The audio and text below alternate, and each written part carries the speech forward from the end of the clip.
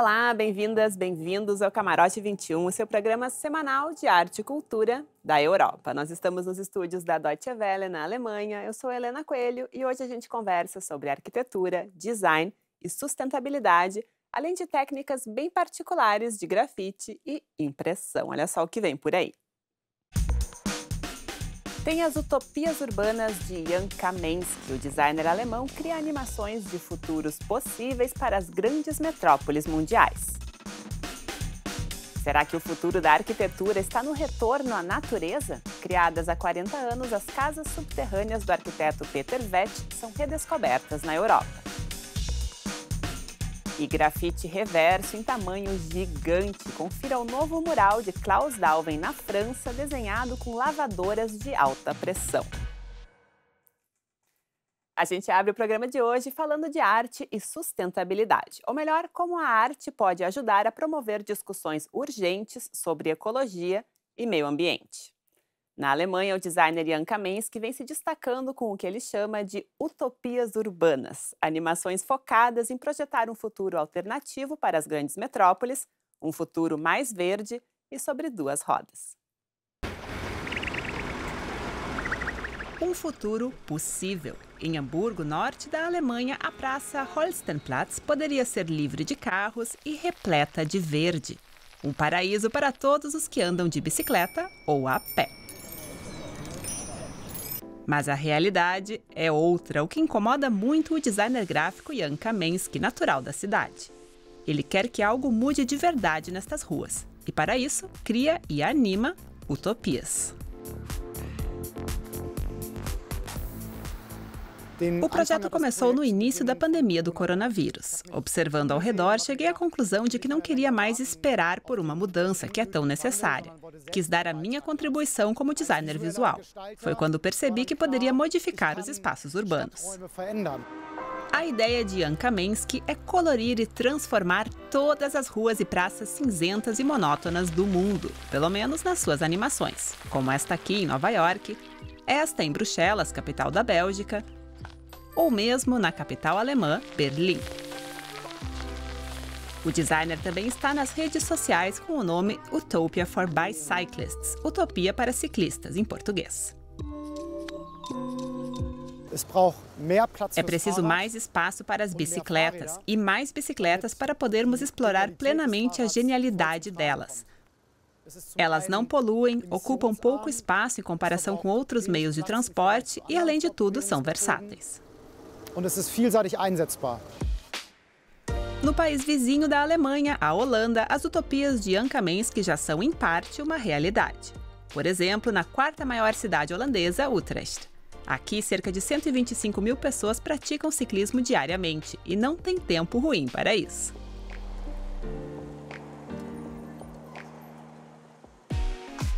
Chris Brundtlet está satisfeito. O especialista em comunicação trabalha para a chamada Embaixada Holandesa de Ciclismo, uma rede que faz campanha por mais bicicletas.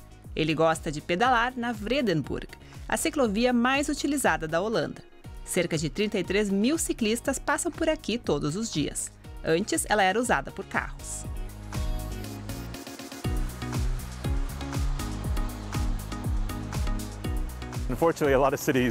Infelizmente, em muitas cidades, o ciclismo ainda é apenas para os que estão dispostos a se arriscar, a disputar espaço com os carros. Mas essas pessoas não são a maioria. A população em geral quer poder desfrutar, aproveitar o trajeto. Quando você proporciona espaço seguro e separado para o ciclismo, você atrai mais desses usuários casuais, especialmente mulheres, crianças, idosos e pessoas com deficiências físicas. Desde 2019, o maior estacionamento de bicicletas do mundo está localizado em Utrecht. Estes painéis mostram se ainda há espaço disponível. Bem aqui, na estação central, há espaço para até 12.500 bicicletas. Para Chris Brundtlet, este é apenas um exemplo do que faz da Holanda um país favorável ao ciclismo. Hoje em dia, a Holanda é conhecida por soluções boas e pragmáticas para o ciclismo.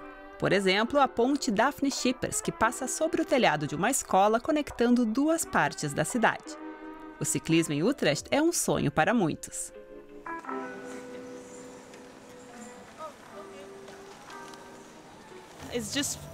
É muito melhor percorrer a cidade de bicicleta, muito mais rápido e divertido. Na Alemanha, em Hamburgo, Jan Kamensky ainda sonha com esta realidade. Por aqui, ele quer, ao menos, iniciar um debate. Ao falar sobre isso, ofereço a possibilidade de debate. De uma forma ou de outra, estou provocando uma discussão.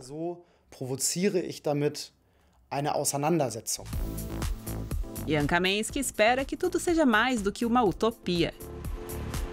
E não apenas em sua cidade natal, mas que também outras metrópoles se tornem paraísos para bicicletas, num futuro não muito distante.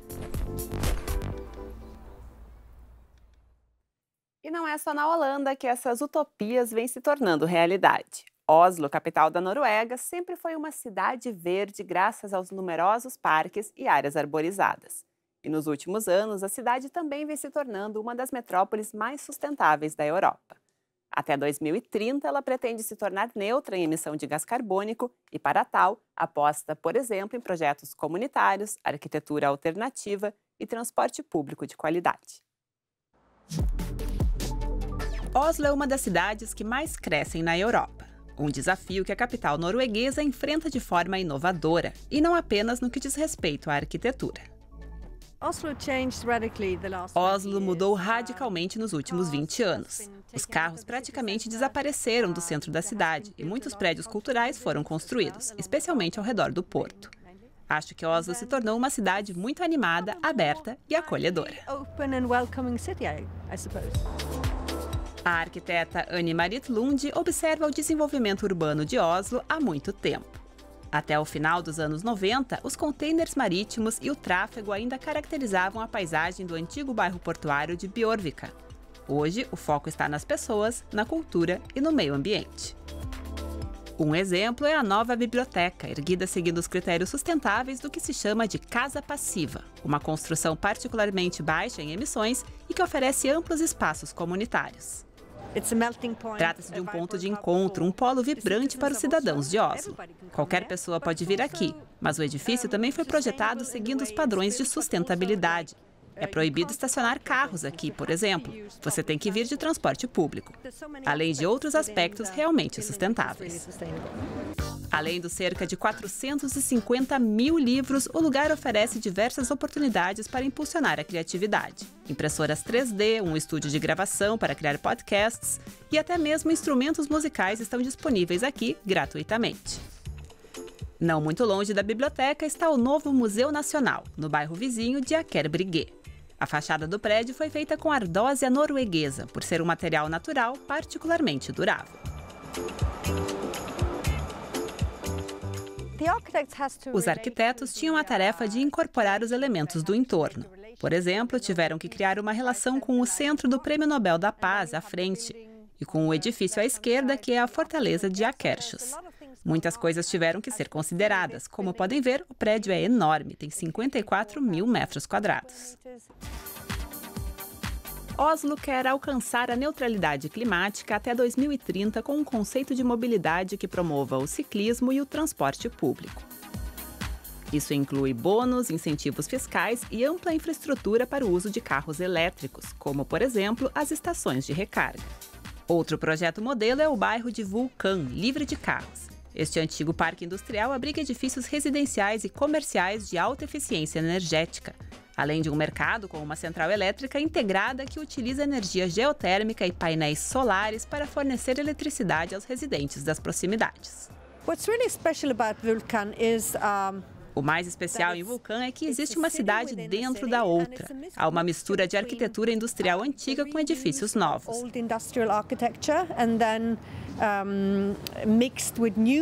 É uma espécie de centro vibrante dentro de Oslo, com essa mistura excepcional entre o antigo e o novo.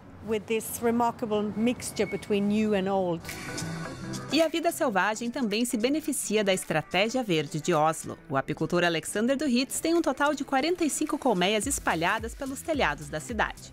Com isso, ajuda a preservar a espécie e a manter o ecossistema em equilíbrio. Os insetos se alimentam ao longo da chamada Rodovia das Abelhas, uma verdadeira estrada para os insetos.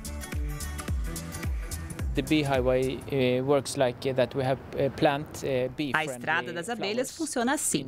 Plantamos as flores que elas gostam em uma estrada que atravessa todo o centro da cidade. Assim, as abelhas podem voar sem dificuldades para encontrar o néctar que temos aqui.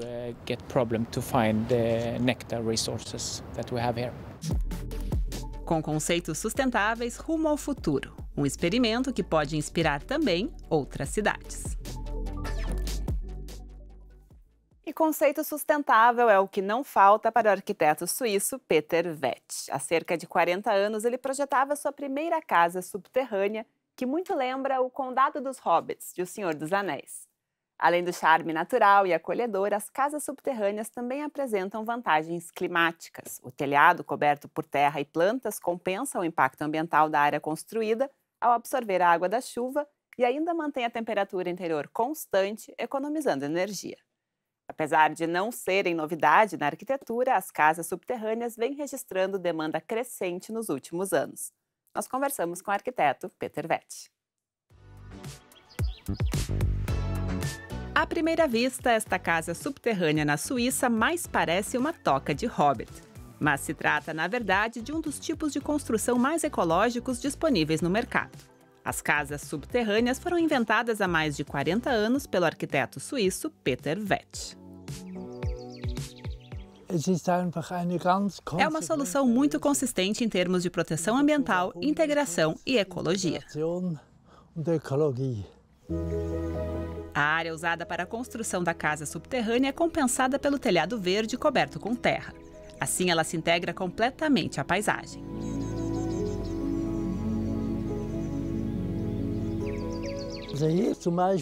Aqui é cerca de 50 centímetros de cobertura de terra, mas que pode aumentar, claro. Na parte do arco, se chega a uma camada de até 1,20 m, proporcionando muito verde.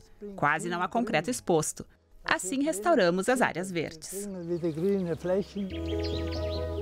As casas subterrâneas consomem pouca energia, promovem a biodiversidade e sua construção não é muito mais cara do que a de casas convencionais. Na construção, se utiliza uma rede de aço, que em seguida é preenchida com concreto. Finalmente, uma camada de resina sintética ou de argila é aplicada sobre o concreto.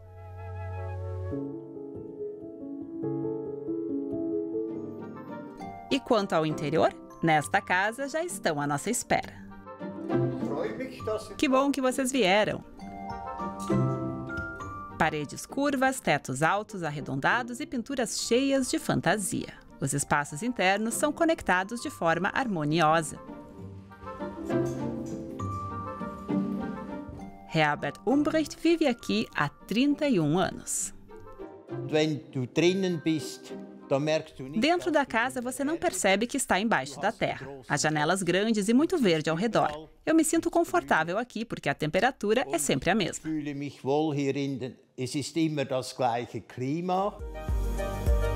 Estas cavernas na Tunísia e essas habitações rupestres na Turquia serviram de inspiração para Peter Weth. O arquiteto construiu sua primeira casa subterrânea em 1974.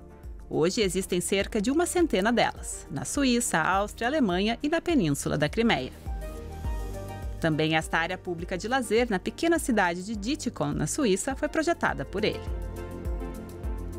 Mas Peter Weth é cético quanto à tendência de se integrar cada vez mais tecnologia digital ao ambiente doméstico. Busca um conceito arquitetônico de retorno à natureza, à simplicidade. E não tenho grandes ambições. O homem nasce de um ventre, tudo é orgânico. De repente vem essa ideia de um clique, isso... Porque afinal construímos formas quadradas? Peter Weth já se aposentou há muito tempo, mas mesmo aos 79 anos de idade, ele não fica para trás. Continua a trabalhar em novos projetos. Atualmente está criando um projeto de habitação sustentável para famílias. Com este método de construção, uso muito menos material. Também não preciso ser tão exato ao encaixar uma tábua, por exemplo. Pelo contrário, tudo é mais intuitivo. A casa é construída como um boneco de areia feito por crianças. Você pode adaptar, fazer o arco um pouco mais alto, e tudo com muita criatividade. Se fosse possível planejar a impressão em 3D, seria fantástico. Eu poderia fazer o plano aqui na Suíça e depois enviá-lo para que imprimissem as peças na China. ausdrucken. As casas subterrâneas estão um passo à frente de seu tempo e cada vez mais pessoas se interessam por conceitos alternativos de moradia. Recentemente, tenho recebido ainda mais encomendas. Isso vem da questão climática. As pessoas hoje dão muito mais valor ao meio ambiente. Construir uma caixa no seu ambiente não é algo ecologicamente correto. Será que o nosso conceito de arquitetura está mudando? E como podemos viver de forma mais sustentável no futuro? Talvez Peter Vett já tenha encontrado algumas respostas para estas perguntas.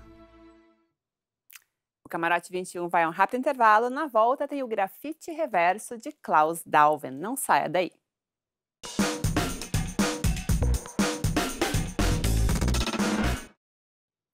Camarote 21 de volta aqui nos estúdios da DW, na Alemanha. E não muito longe daqui, no leste da França, um tipo bem curioso de arte tomou uma barragem inteira. Estamos falando do Grafite Reverso de Klaus Dauven. Com lavadoras de alta pressão, ele limpa paredes, muros, barragens, criando desenhos gigantes na paisagem. La Forêt, a floresta, é o nome do mais novo mural do artista. Estamos no Lac de Vouglans, no leste da França. Aqui, a barragem de 110 metros de altura e 430 de comprimento se transforma em uma tela gigante. É o chamado grafite reverso, em que a sujeira removida da parede dá lugar a uma bela imagem. Esta é a maior obra do artista alemão Klaus Dauven e um grande desafio.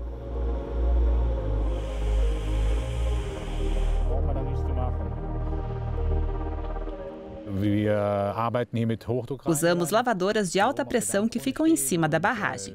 4 alpinistas industriais descem com cordas pela parede e fazem a limpeza conforme os planos que lhes damos antes. É uma limpeza parcial, claro, assim surge o contraste entre a área limpa e a que permanece suja. E o trabalho não é pouco. Klaus Dauven e outras 5 pessoas passam de 3 a 5 horas por dia na barragem. Graças à alta pressão das lavadoras, que pode chegar a 250 bar, a equipe consegue remover a sujeira sem precisar de produtos químicos. Eles utilizam até 12 mil litros de água por dia, que é bombeada diretamente do reservatório. Para viabilizar o projeto na barragem, Klaus precisou criar um sistema. Definimos pontos nos contornos. Depois, com os responsáveis pela medição, calculamos as distâncias. Então, projetamos esses pontos na parede com um laser e, na sequência, alguém tem que descer pela barragem e marcar os pontos fisicamente na parede, para que mais tarde eles sejam conectados com a lavadora de alta pressão. É assim que surge o contorno.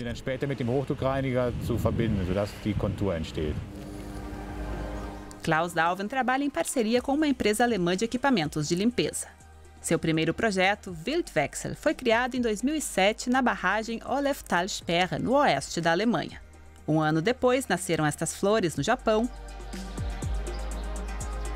E em 2012, um tigre na Coreia do Sul. Às vezes, o artista também trabalha com moldes de madeira, como em 2018 na cidade de Sète, no sul da França. Ele desenhou 13 retratos na parede do porto, mas as obras dele não duram para sempre. Depois de 3 ou 5 anos, elas desaparecem. Eu não estava buscando uma arte efêmera, ela surgiu como parte do trabalho. E, na verdade, quanto mais eu trabalho com esta arte, mais me convenço da qualidade dela, pois me lembra da efemeridade da vida. Desde que a barragem de Vouglans foi concluída em 1968, a região do reservatório se tornou um destino turístico. A floresta e os arredores também inspiraram Klaus Dauven.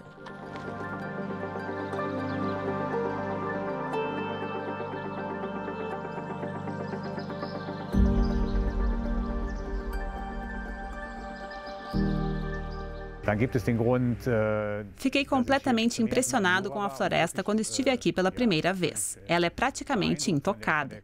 E criar um pequeno ou talvez grande memorial para isso também era o meu objetivo.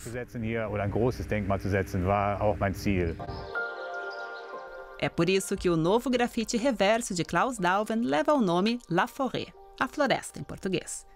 Pelos próximos anos, este memorial gigante será parte da paisagem do local. E se é para falar de gravar impressões, não podemos esquecer do Blauwdruck, uma técnica tradicional de tingimento e estampagem de tecidos. Muito difundida na Europa Central no passado, hoje em dia ela é praticada por raros artesãos.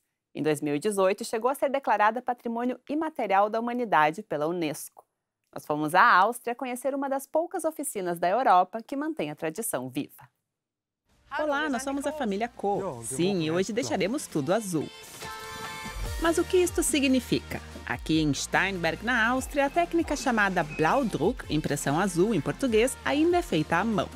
O processo de tingimento de tecidos foi muito difundido no passado, mas hoje esta é uma das últimas oficinas tradicionais em toda a Europa.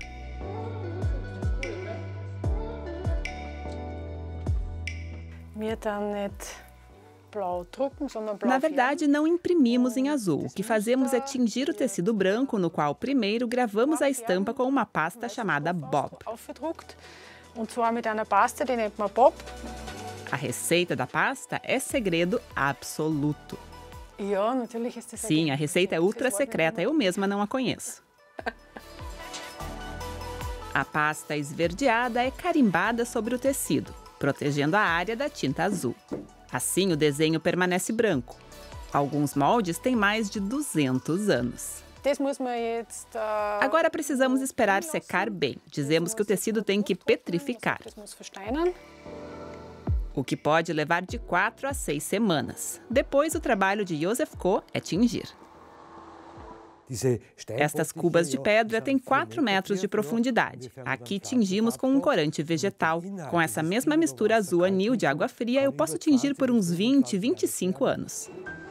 É o tempo que o corante dura. Esticados em um arco, os tecidos são imersos na mistura até 10 vezes durante 4 horas.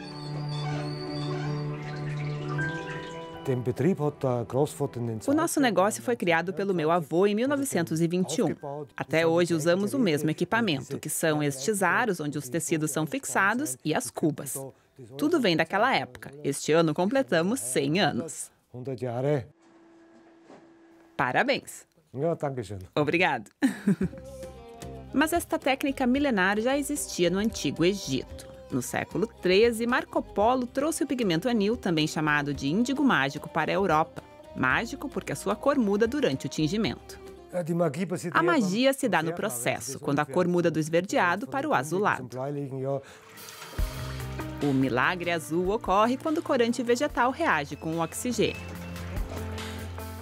Até uma peça ficar pronta leva muito tempo. Não se trata de quanto mais rápido, mais barato. Damos valor ao que é real e autêntico. E que realmente leva 8 semanas. A técnica requer paciência e não é muito adequada para a produção em massa, evidentemente. Após várias horas de tingimento, é a vez da lavagem. Primeiro quente, depois fria. Aqui você já pode ter uma noção do resultado, mas saber se realmente ficou bom só quando os tecidos estiverem secos. Em dias com um pouco de vento, como no outono, basta cerca de 1 hora. Agora ele vai para o mercado, será exibido e esperamos que seja vendido. O tecido de alta qualidade é vendido a 37 € o metro, cerca de R$230. E agora não há limites para a criatividade. Seja em sapatos, roupas, cada vez mais designers de moda usam o Blauwdruck em suas coleções. Gostamos deste tecido e queremos que ele continue existindo. É por isso que cooperamos com estilistas e escolas de moda e que trabalhamos no nosso próprio desenvolvimento. Mas também é muito importante não esquecermos as origens deste produto. Origem que já é celebrada oficialmente. Em 2018, o Blauwdruck foi declarado Patrimônio Cultural Imaterial da Humanidade pela Unesco, para a alegria de Josef Koh. E para a nossa alegria também, o Camarote 21 de hoje termina todo azul. Quem quiser saber mais do nosso conteúdo é só acessar a playlist do programa no YouTube ou no Instagram da DW Brasil. Na semana que vem a gente volta com mais arte e cultura aqui da Europa. Um abraço e até lá!